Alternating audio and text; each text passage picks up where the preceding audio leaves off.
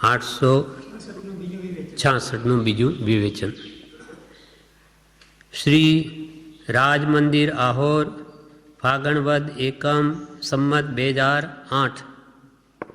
પૂજ્યશ્રી કહે, દ્રવ્યાન યોગ એટલે બધાય દ્રવ્યો છે તેને જાણી આત્માને મુખ્ય કરવો. સિદ્ધાંતિક જ્ઞાન દ્રવ્યો સંબંધી.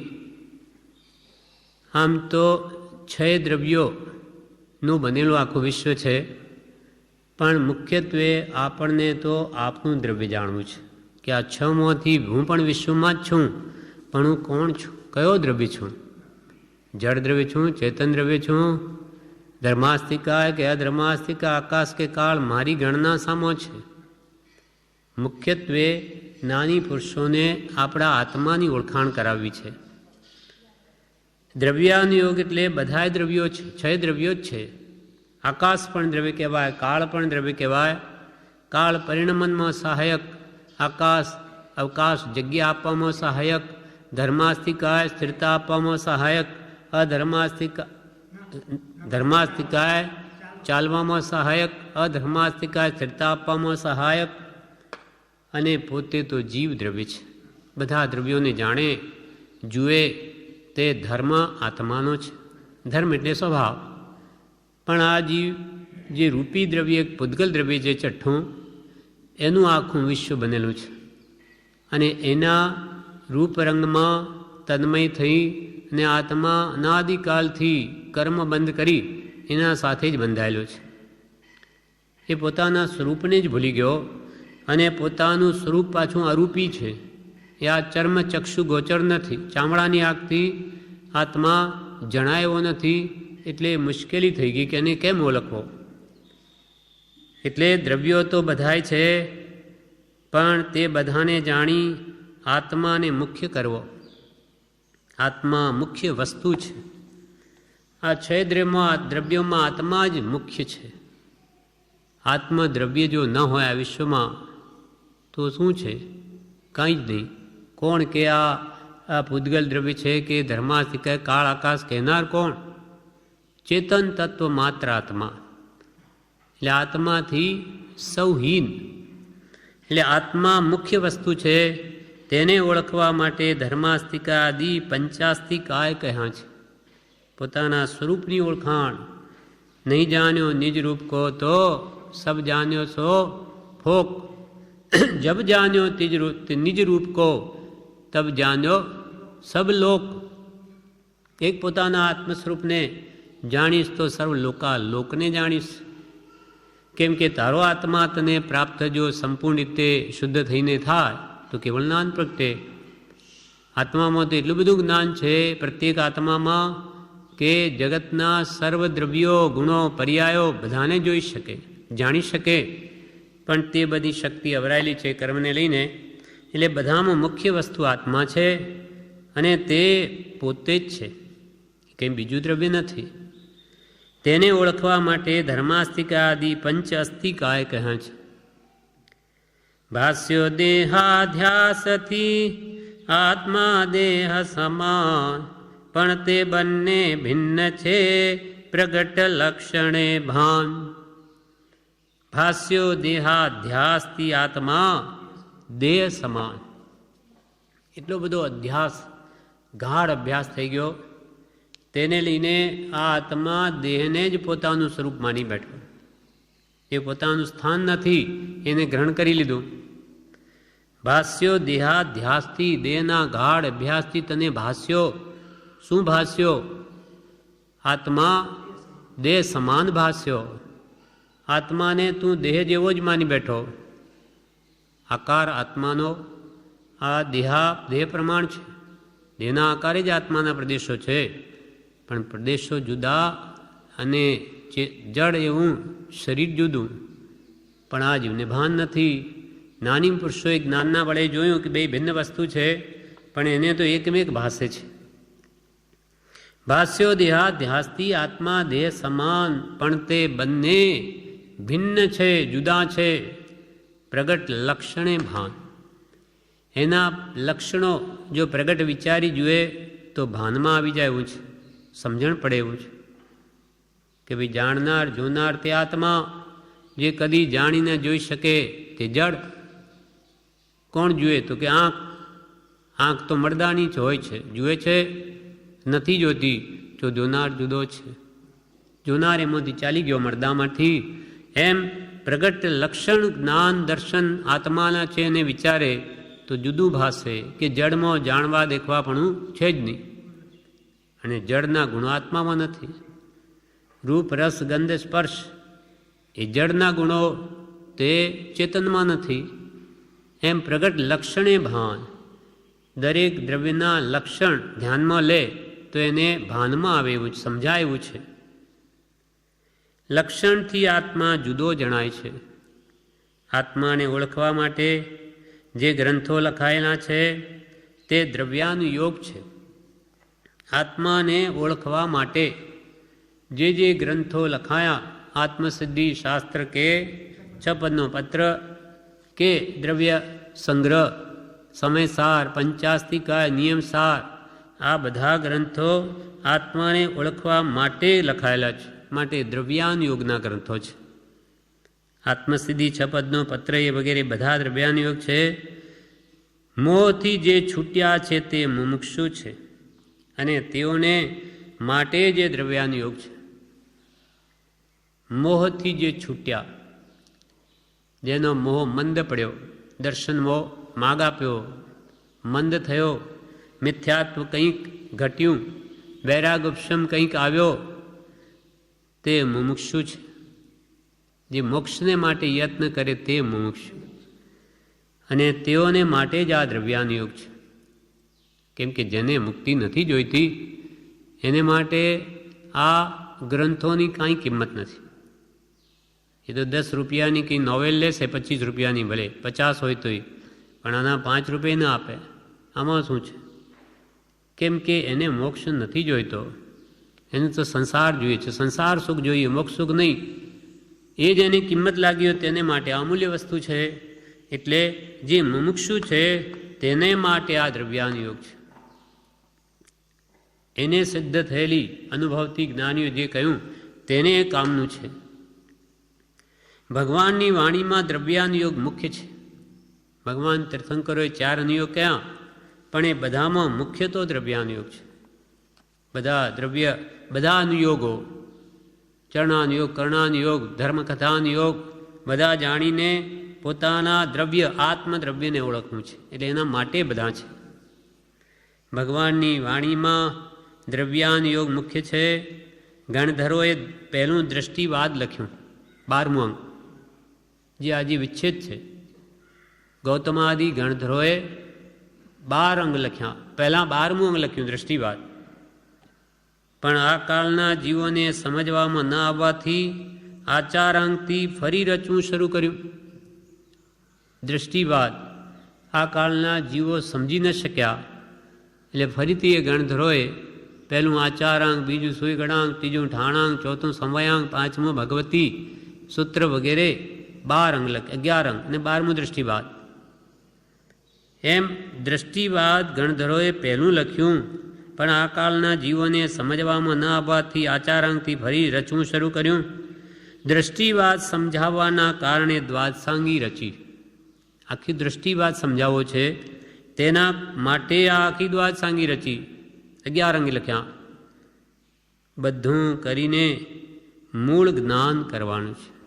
બધું વાંચી વિચારી ભક્તિ સત્સંગ નિયમ સ્વાધ્યાય જપ તપ બધું કરી અને મૂળભૂત આત્મજ્ઞાન કરવાનું છે. બધું કરીને મૂળ જ્ઞાન કરવાનું છે, અને એ સદગુરુના યોગે થાય છે. ગુરુ બિન જ્ઞાન ન ઉપજે, ગુરુ બિન મિલે ન ભેદ, ગુરુ બિન સંશય ના મીટે. જય જય જય ગુરુદેવ, ગુરુદેવની જય હો. કે ત્રણેય કાળમાં ગુરુ વગર જ્ઞાન કોઈને થયું જ નથી. ભગવાન તીર્થંકરો પણ ગુરુ વગર જ્ઞાન નથી પામ્યા. તે ભવમાં એમના કોઈ ગુરુ નથી, પણ એનાથી પહેલાં ત્રીજે ભવે એ પણ ગુરુથી જ જ્ઞાન પામ્યા છે. કેમ કે અનાદિથી અરૂપી એવો આત્મા, એને કેવી રીતે ઓળખો? અનાદિનું અજ્ઞાન ચાલ્યું આવે. એટલે સદગુરુ સત જેને આત્મા પ્રાપ્ત છે એવા ગુરુ જ આત્માની ઓળખાણ કરાવી શકે. અને એ સદગુરુના યોગે થાય છે. 4 પ્રકારના અનુયોગ છે. એક ધર્મકથાનુયોગ અથવા પ્રથમાનુયોગ, પ્રાથમિક જીવોને માટે ઉપયોગી, અથવા ધર્મકથાનુયોગ એ વૈરાગ્ય થવા માટે છે. તેમાં મહાપુરુષોના ચરિત્રો આવે છે.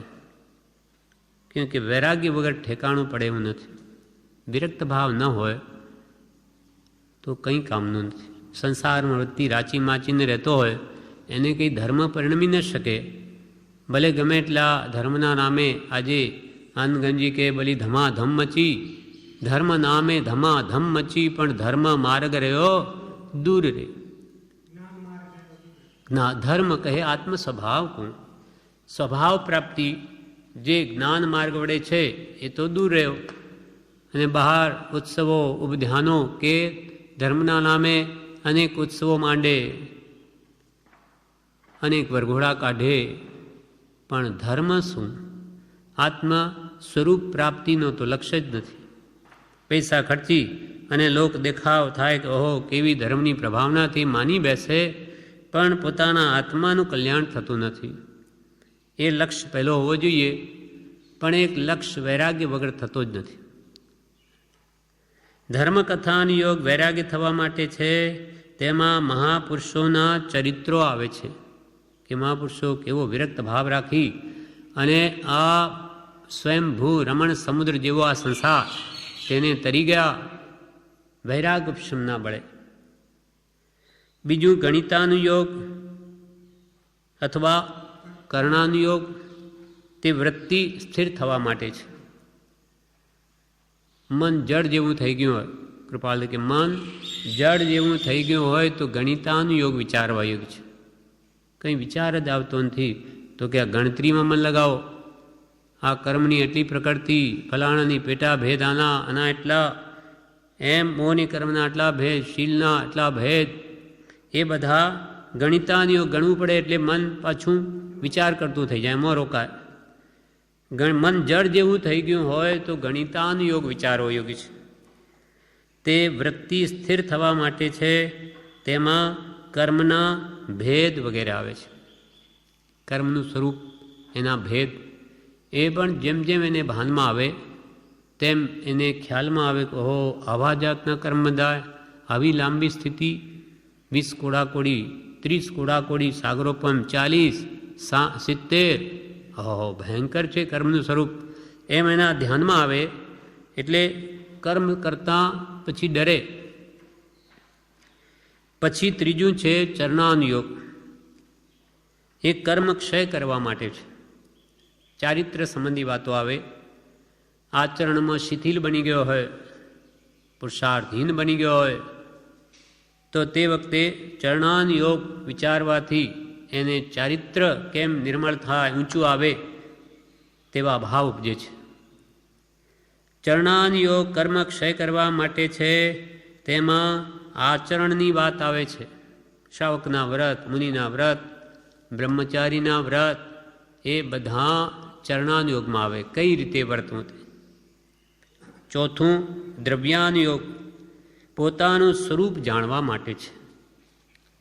બધા દ્રવ્યો, માનું આપણે પણ એક દ્રવ્ય છે, વસ્તુ છીએ, પદાર્થ છીએ.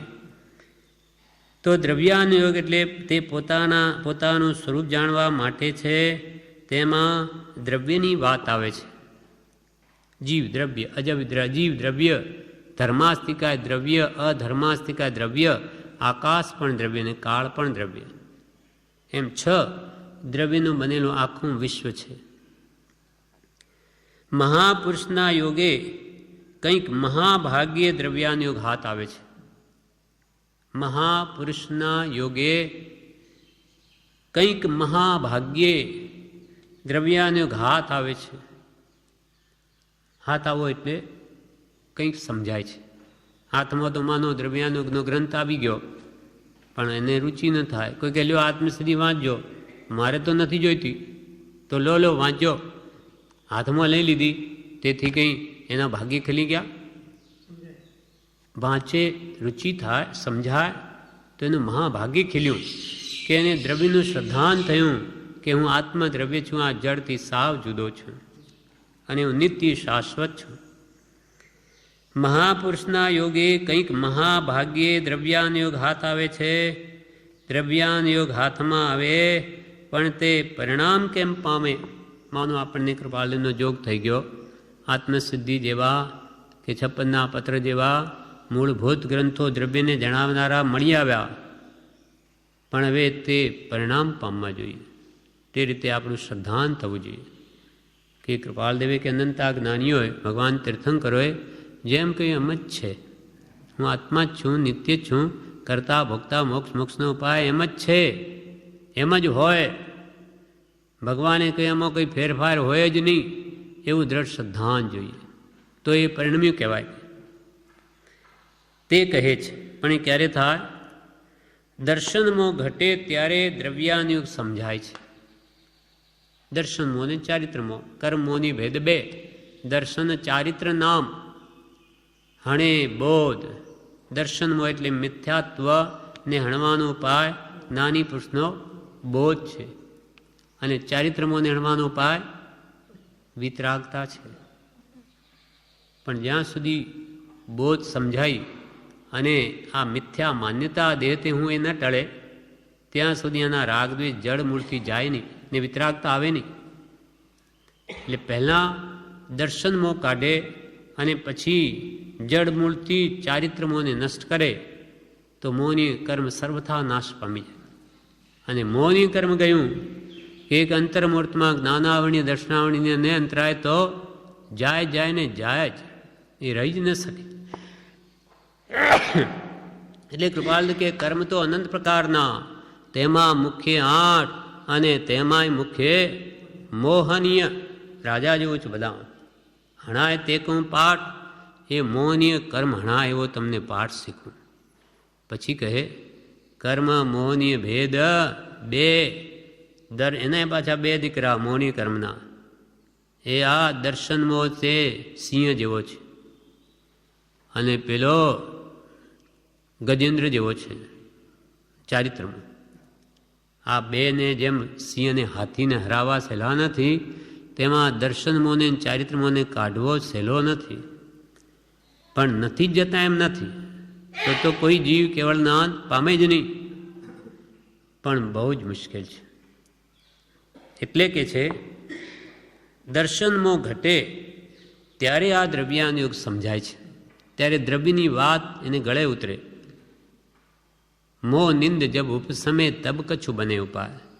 આ દર્શન મોહની નિદ્રા કંઈ સત્પુરુષના બોધે ઘટે, સત્સંગે વાત સમજાય ને કે મોહ મંદ થાય તો આ આત્મા સંબંધીની વાત સમજાય છે. દર્શન મોહ ઘટે ત્યારે દ્રવ્યાનુયોગ સમજાય છે. દર્શન મોહ મંદ થાય ત્યારે હિતકારી વસ્તુ હિતકારી લાગે છે. જ્ઞાનીઓ તો બધું આપણના હિત માટે જ કહ્યું, પણ તે આપણને જ્યાં સુધી આપણો મોહ મંદ ન થાય ત્યાં સુધી તે હિતકારી ન લાગે.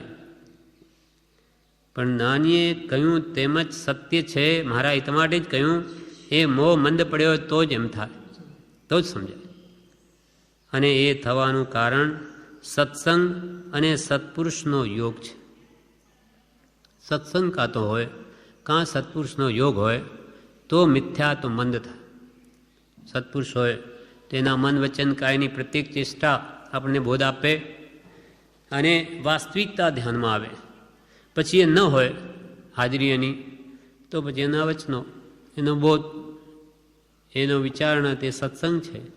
એ કરે તો પણ એને જગતનું કે પોતાનું વાસ્તવિક સ્વરૂપ સમજાય અને મોહ મંદ થાય. એ થવાનું કારણ સત્સંગ અને સત્પુરુષનો યોગ છે.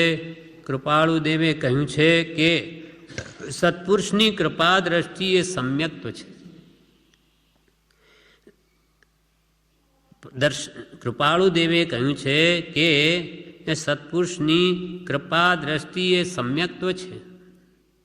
જેટલી યોગ્યતા હોય તેટલું પરિણમે. કૃપાળુ દેવે કહ્યું કે સત્પુરુષની કૃપા દ્રષ્ટિ એ સમકિત. મોક્ષ મૂલમ ગુરુ કૃપા, અને મોક્ષનું મૂળ સમકિત છે. અને ગુરુ કૃપા વગર સમ્યક દર્શન થાય નહીં. પણ ગુરુ કૃપા પણ ક્યારે થાય?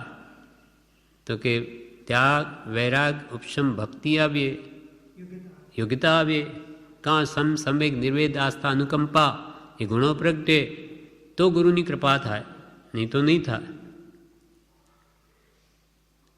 જેમ પ્રભુશ્રીને બધા કહે પ્રભુ અમને આપો, પણ તો કે અમે તો આપવા જ બેઠા છીએ, અમારો ક્યાં ના છે, લ્યો આપી દઈએ. શામાં લેશો? સિંહણનું દૂધ હોય ગમે તે વાસણમાં ન ટકે, ફાટી જાય, સોનાનું વાસણ જોઈએ. તેમ તમે યોગ્ય થાઓ તો અમારો ક્યાં ના છે, અમારા કરતાં વહેલા મોક્ષે જાઓ, અમે તો રાજી છીએ. પણ તમે વિષય કસારૂપ ઝેર ને છોડો જ નહીં, પછી આમાં કે આ દૂધરૂપ આ જ્ઞાન આપો તો એ ઝેરમય બની જાય. એટલે કે પહેલાં વૃત્તિઓ નિર્મળ કર, તો અમે તો આપવા જ બેઠા છીએ. એમ કૃપાળુદેવે કહ્યું છે કે સત્પુરુષની કૃપા દ્રષ્ટિએ સમ્યક્ત્વ છે, પણ કૃપા તો યોગ્યતા થાય તો થાય, નહીં તો નહીં થાય. આપણું ઘર હોય, પિતા ગઢા થઈ ગયા હોય, જાણે કે હવે ઘર સોંપી દઉં, પણ કોને સોંપવું? 4 છોકરા હોય તો એની પરીક્ષા કરે કે ભાઈ ખરેખર યોગી કોણ, તેને ઘર સોંપે. આમ ગમે તેને ન સોંપે, આખી જિંદગી જે ભેગું કર્યું હોય, ઇજ્જત કેળવી હોય, બધી ઉડાડી દે. ત્યારે પણ યોગ્યતા જુએ કે જ્ઞાની ગુરુ પણ ધર્મ પોતાના શિષ્યને સોંપે, ત્યારે એમાંય સંપૂર્ણ યોગ્યતા જુએ. નહીં તો આખી જિંદગી જે પુરુષાર્થ કરીને સાચો માર્ગ ચલાવ્યો હોય એને બધો ખોરવી નાખે, બધું બગાડી નાખે. એટલે ગમે તે લાઈનમાં યોગ્યતા તો જોઈશે જ. યોગ્યતા વગર કોઈ વસ્તુ નહીં મળે. ધંધામાંય લાયકાત નહીં હોય તો ઘરની મૂડી ખોઈ નાખે. દરેક ઠેકાણે યોગ્યતા તો જોઈએ જ. તેમ યોગ્યતા હોય તો જ્ઞાનીઓની કૃપાદ્રષ્ટિ થાય અને સમ્યક દર્શન થાય. ગુરુગમ જેને કહ્યું, એ ગુરુગમ, ગમ એટલે સમજણ. એ ગુરુ એવી આ ચાવી છે, એ સૂક્ષ્મ બોધ એ યોગ્ય હોય એને જ આપે, અને એને જે ઉતરે બીજાને સમજાય પણ નથી. પ્રભુશ્રીને આ ગુરુગમ વસોમાં આપી ત્યારે જ્યારે 1 મહિનો ત્યારે પરિપક્વ અવસ્થા થઈ, અને છેલ્લે કૃપાળને બોધતા એમને લાગ્યું કે હવે એમને સમજાઈ ગયું, ગમ મળી ગઈ, એટલે મૌન થઈ ગયા. એમ યોગ્યતા આવે જ ગુરુ બરોબર એને આપે, એના વગર આપે જ નહીં, કેમ કે ફોક જાય. કૃપાળુદેવે કહ્યું છે કે સત્પુરુષની કૃપા દ્રષ્ટિએ સમ્યક્ત્વ છે. જેટલી યોગ્યતા હોય તેટલું પરિણમે, જેટલી યોગ્યતા હોય તેટલું પરિણમે, જેટલો ગોળ હોય તેટલું ગળ્યું લાગે. જેટલી યોગ્યતા હોય તેટલું પરિણમે. દર્શનમાં ઘટાડવા માટે સમવેગાદિ ગુણો લાવે, આ યોગ્યતા છે. મિથ્યાત્વ મંદ કરવા માટે સંવેગ, નિર્વેદ, અનુકંપા, આસ્થા આદિ લક્ષણો જે સમકિતના છે લાવે તો સમકિત આવે. દર્શનમાં ઘટાડવા માટે સંવેગાદિ ગુણો લાવે. 5 ઇન્દ્રિયોના વિષયોને જીતે. વૃત્તિ વિષયોમાં ભટકતી, તેમાં બોધ ટકી શકે નહીં. 5 ઇન્દ્રિયોના વિષયોને જીતે તો શાસ્ત્ર પરિણામ પામે, તો શાસ્ત્ર પરિણામ પામે. મહાપુરુષોના મુખે સાંભળવા મળે તો થાય, તો જલ્દી પરિણામ પામે, કેમ કે ત્યાં તો સાક્ષાત બધું દેખાતું હોય એના જીવનમાં. 5 ઇન્દ્રિયના વિષયોને જીતે. મંદ વિષય ને સરળતા, સહ આજ્ઞા, સુવિચાર, કરુણા, કોમળતાદિ ગુણ પ્રથમ ભૂમિકા ધાર. આ પહેલી ભૂમિકા છે જ્ઞાન પ્રાપ્તિની.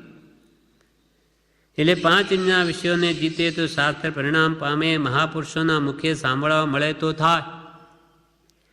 છે દેહાદિથી ભિન્ન આત્મા રે ઉપયોગી સદાય વિનાશ મૂળ માર્ગ સાંભળો જીનનો રે. એમાં જાણે સદગુરુ ઉપદેશથી રે. એમાં જાણે સદગુરુ ઉપદેશથી રે. કયું જ્ઞાન તેનું નામ ખાસ મૂળ માર્ગ સાંભળ જીનનો રે. દેહથી ભિન્ન આત્મા છે, સદા ઉપયોગી લક્ષણવાળો જ છે, અવિનાશી છે, પણ આપણને ખબર નથી. અનાદિકાલથી પોતે જ આત્મા છે, એ અવિનાશી છે, ક્યાં જાણે છે? અથવા એ જ્ઞાન દર્શન ઉપયોગવાળો છે, ક્યાં ભાન છે? દેહથી ભિન્ન છે, ક્યાં જાણે છે? એટલે કહ્યું કે એમ જાણે સદગુરુ ઉપદેશથી તને ખબર નથી, પણ જેને આત્માનો સાક્ષાત્કાર થયો છે, ભેદ જ્ઞાન થયું છે, એવા જ્ઞાની જાણે છે કે આત્મા કેવો છે. એટલે એની હાય હા માની લે, તને ખબર નથી. છે દેહાદિથી ભિન્ન આત્મા, ઉપયોગી જ્ઞાન ઉપયોગી દર્શન ઉપયોગવાળો, સદા અવિનાશી, કોઈ કાળે એનો નાશ નહીં થાય. એ પણ એમ જાણે સદગુરુ ઉપદેશથી, સદગુરુના ઉપદેશથી જાણે. સદગુરુ, ગુરુ તો ઘણા, પણ સત એટલે આત્મા, જેને પ્રાપ્ત છે એવા ગુરુ, તે સદગુરુથી જાણે. કયું જ્ઞાન? તેનું નામ ખાસ.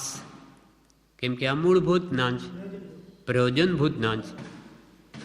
બીજું બધું જાણે, બધા શાસ્ત્રો જાણે, પણ પોતાના આત્માને ન જાણે તો કે સબ જાણ્યો છો ફોક, નહીં જાણ્યો નિજ રૂપ કહો તો સબ જાણ્યો છો ફોક. માટે તે ખાસ જ્ઞાન છે. કૃપાલદેવ કે કયું જ્ઞાન? તેનું નામ ખાસ. પ્રભુશ્રી તો કે ખાસ, ખાસ ને ખાસ. પ્રભુશ્રી આ ગાથા બોલીએ ત્યારે કે ખાસ, ખાસ ને ખાસ. એના વગર આ તો એકડો છે, એકડા વગરના બધા મીંડા, કાંઈ કામના નથી. હું આત્મા છું એ પહેલાં ન સમજાય, ન દ્રઢ થાય તો પછી આ ધર્મ કર્મમાં એનો ભાવ જ ન જન્મે. શું કરવું છે આ કરીને? શું થવાનું છે એનાથી? કેમ પૈસા મળવાના છે?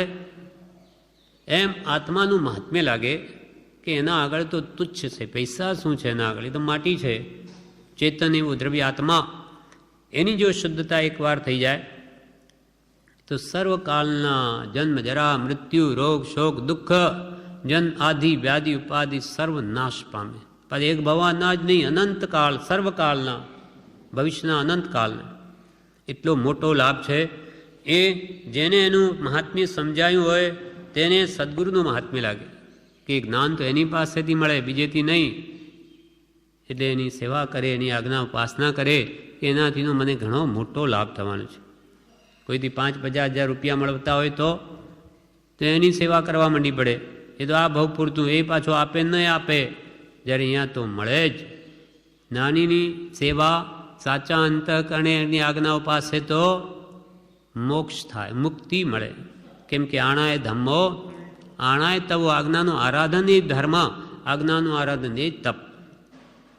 નાથ આણા વિના થઈ બાર બાધક કરે ભવ ઉપાધિ, વ્રત નિયમ વગેરે.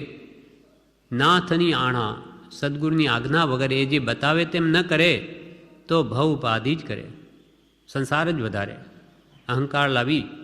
યમ નિયમો એ જ કહ્યું બધું કે તે ભવની ઉપાધિ જ વધારે. આ બધું કર્યું, સંસારનો સંસાર જ રહ્યો, મુક્તિ નહીં મેળવી શક્યો.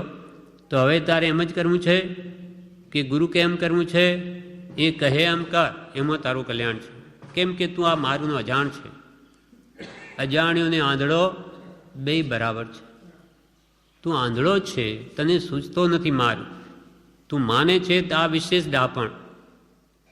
એક તો એવો હોય કે ભાઈ મને ખબર નથી, તો બીજાનું તરત માની લે.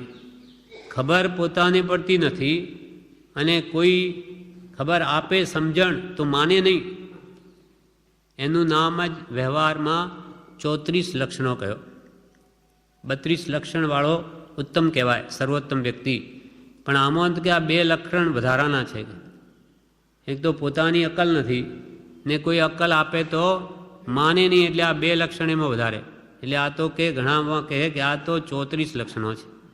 અર્થાત એ કોઈનું માને એવો નથી ને પોતાને ભાન નથી. એમ જાણે સદગુરુ ઉપદેશથી રે કયું જ્ઞાન તેનું નામ ખાસ. આ મૂળભૂત જ્ઞાન છે. આપણને મેળવવાનું કેવળ જ્ઞાન છે, પણ કેવળ જ્ઞાન તો ઘણું દૂર છે. એનું પહેલાં બીજ તો વાવીએ, સમ્યક દર્શન. એટલે કે ભાઈ મને તો પહેલાં સમ્યક દર્શન કેમ પ્રાપ્ત થાય એ આપણો લક્ષ્ય છે. એ આવ્યા પછી કેવળ જ્ઞાન તો આવશે જ. તારે નહીં જોઈતું હોય તો કે આવશે. વહ કેવલ કો બીજ જ્ઞાની કહે નિજ કો અનુભવ બતલાઈ દિએ. તો સત્પુરુષ પ્રત્યે જો પ્રેમ કરે, એના ગુણો પ્રત્યે, એના વચનો પ્રત્યે, તો તારો આત્મા નિર્મળ થઈ એની આજ્ઞાઓ પાસે તો આ કેવળ જ્ઞાનનું બીજ રોપાઈ જશે, સંકિત થઈ જશે. પર પ્રેમ પ્રવાહ બઢે પ્રભુ સે તો પ્રીતિ અનંતથી પર થકી, આજે સવારમાં આવેલું શ્રવણમાં અનંતથી પ્રીતિ પડી છે આ જગતમાં. પર પ્રીતિ અનંતથી પર થકી જે તોડે તે જોડે, પ્રેમરૂપી મૂડી બધે વેરી નાખેલી એ ત્યાંથી પાછી ભેગી કરે તો જ્ઞાની પુરુષના ગુણમાં જોડે. એનું નામ જ ભક્તિ છે, ગુણાનુરાગ. ભક્તિ પરમ પ્રેમ રૂપા. ભક્તિ એ પરમ પ્રેમનું રૂપ છે. કોની સાથે પ્રેમ? સત્પુરુષ સાથે. કેમ કે એના ગુણો જોઈએ છે માટે. એટલે કે છે એ મૂળભૂત જ્ઞાન છે અને એ આત્મજ્ઞાન મેળવવા માટેનો જ આપણો બધો પ્રયત્ન છે. કૃપાળુના શબ્દોમાં સર્વ દુઃખથી અને સર્વ ક્લેશથી મુક્ત થવાનો ઉપાય એક આત્મજ્ઞાન છે, સિવાય બીજો કોઈ ઉપાય નથી.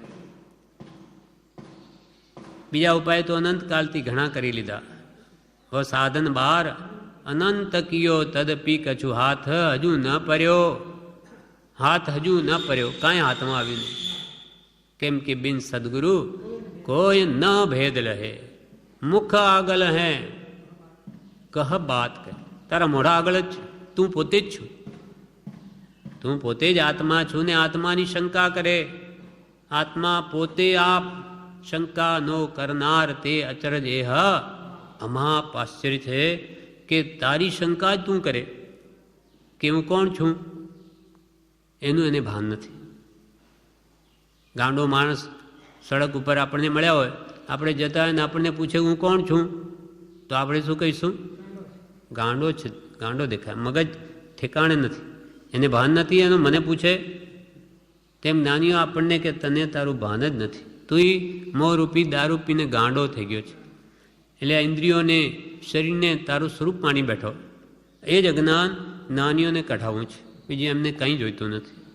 એમને કંઈક જ્ઞાનીઓને પૈસા નથી જોઈતા કે ભાઈ તમે અહીંયા આવો પછી પૈસા ખર્ચો, એમને કાંઈ નથી જોઈતું. એ તો કે તમે ભેગા કરવાનું બંધ કરો, તમે આરંભ પરિગ્રહની વૃત્તિ છોડો. ત્યાં અમારે પૈસા નથી જોઈતા, અમારે તો તારી વૃત્તિઓ જે સંસારમાં ભટકે એનાથી પાછી વાળ અને આ બધું મૂકી દે તો તું સુખી થઈશ. આ સત્પુરુષ એમ કે અજ્ઞાની હોય તો એમ જ રાજી થાય કે લાવીને પૈસા આપે, ખર્ચે તો કે બહુ સારું, ખૂબ કમાવો અને ધર્મમાં ખર્ચો, બસ ધર્મ થઈ જશે. આરંભ પરિગ્રહ કરો, 18 પાપસ્થાન સેવો, પછી ધર્મ નામે ધમાધમ કરો એટલે કલ્યાણ. નાની કે એમ નહીં થાય, આ બધું છોડવાથી થશે મુક્તિ. આ તો ન છૂટકે, જેને છોડી નથી શકાતું તેને માટે કહ્યું કે ભાઈ નહીં તો કંઈ થોડું ધર્મય વાપરો. નથી છૂટતી તમારી આદત આ કમાણીની, તો એમાંય 5-10 પૈસા તો વાપરો કે જેથી ધર્મ સદધર્મ પણ ચાલ્યા કરે. એના માટે કહ્યું. સર્વથા છોડવાને તૈયાર એને જ્ઞાની કહેતા નથી કે ભાઈ તમે કમાવો અને પછી દાન કરો, એવી ભગવાનની આજ્ઞા નથી. જેમ શ્રુતમાં ખાસ કરીને દ્રવ્યાનુયોગ મુખ્ય છે, બધો ઉપદેશ તે અર્થે છે.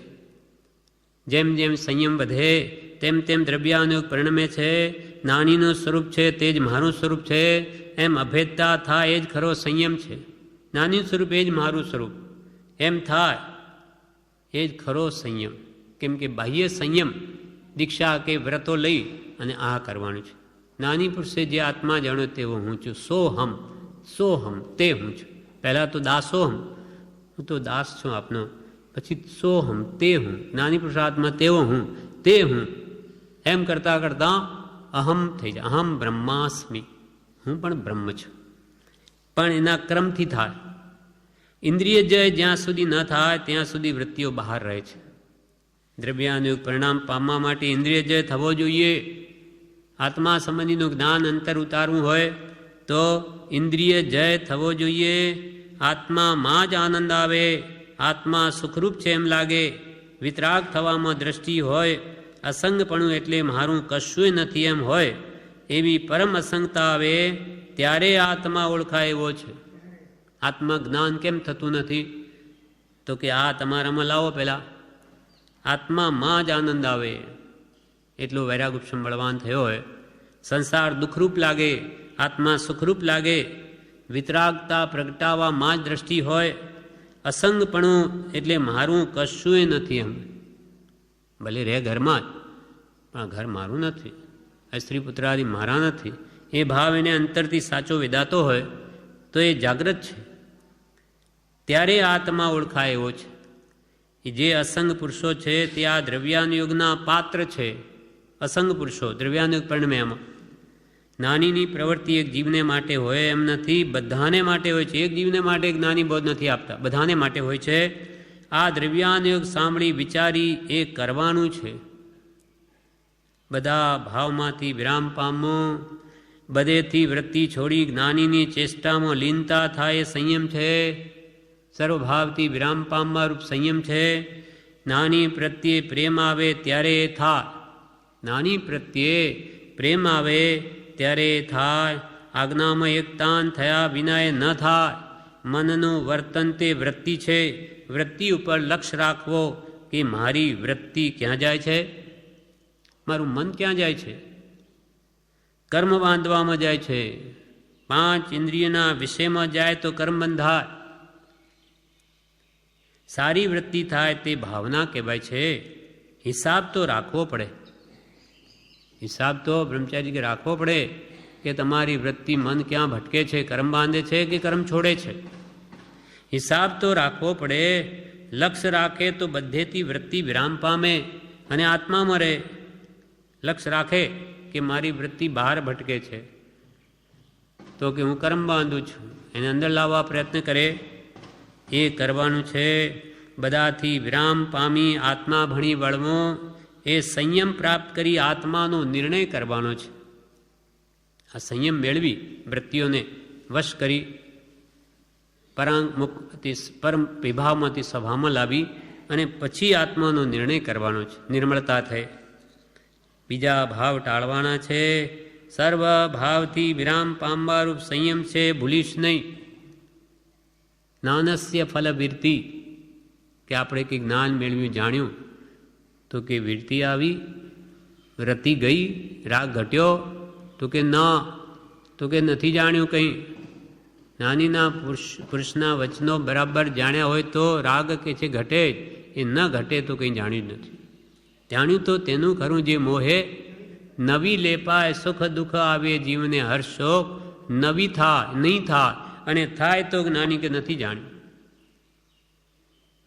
સર્વ ભાવથી ઔદાસીન્ય વ્રતિ કરી, માત્ર દેહ તે સંયમ હેતુ હોય જો, અન્ય કારણે અન્ય કશું કલ્પે નહીં, દેહે પણ કિંચિત મૂર્છા નવ જોય જો, અપૂર્વ અવસર એવો ક્યારે આવશે.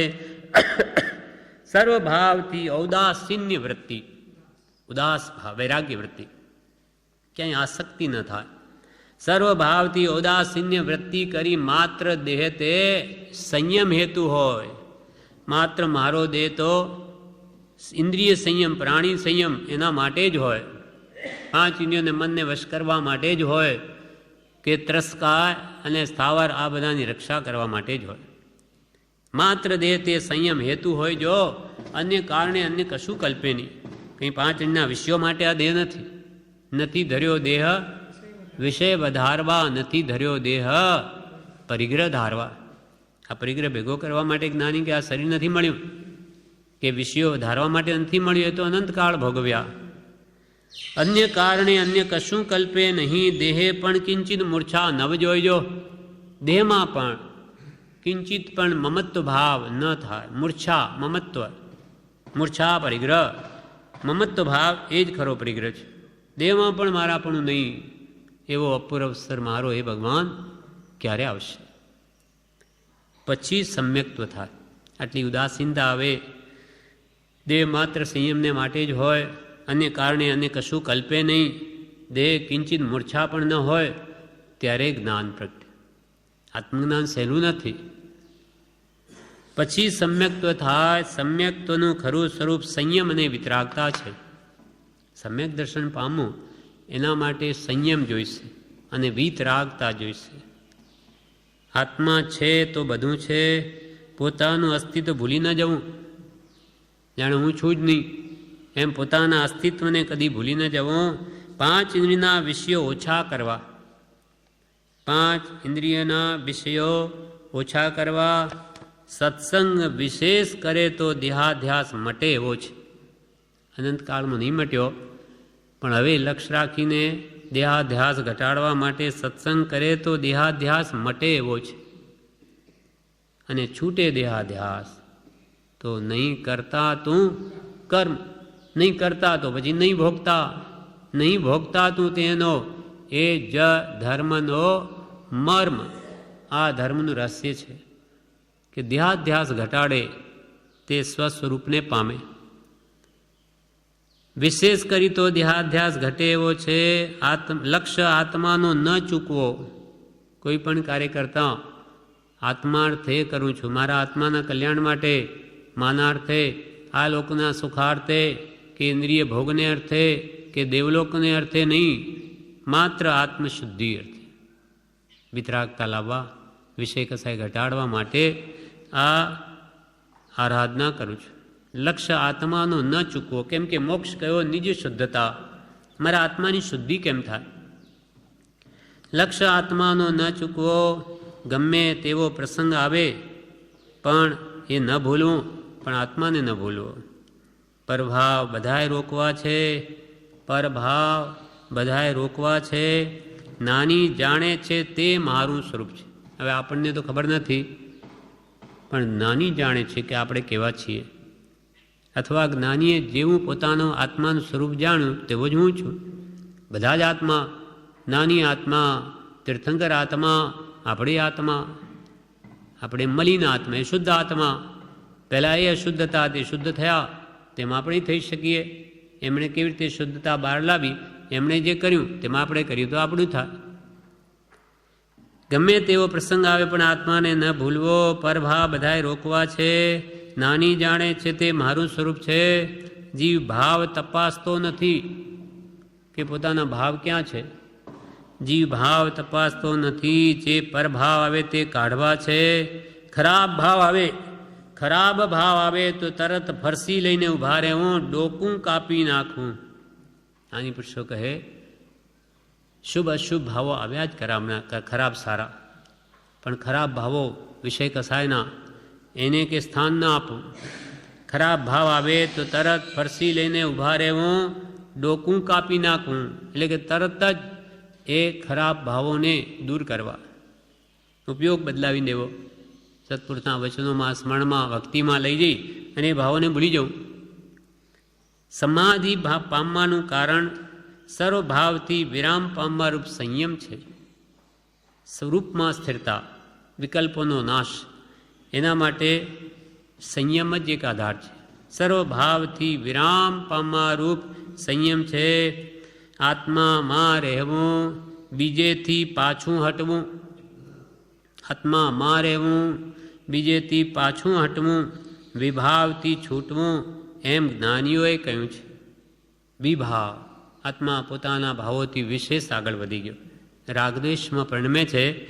એ વિભાવથી છૂટવું એમ જ્ઞાનીએ કહ્યું છે. સર્વ દુઃખ છૂટવાનું કારણ દ્રવ્યાનુયોગ છે. આત્મા સંબંધીનું જ્ઞાન એ સર્વ દુઃખથી મુક્ત કરી શકે છે. જે ખરું સ્વરૂપ છે તેને ન ભૂલવું.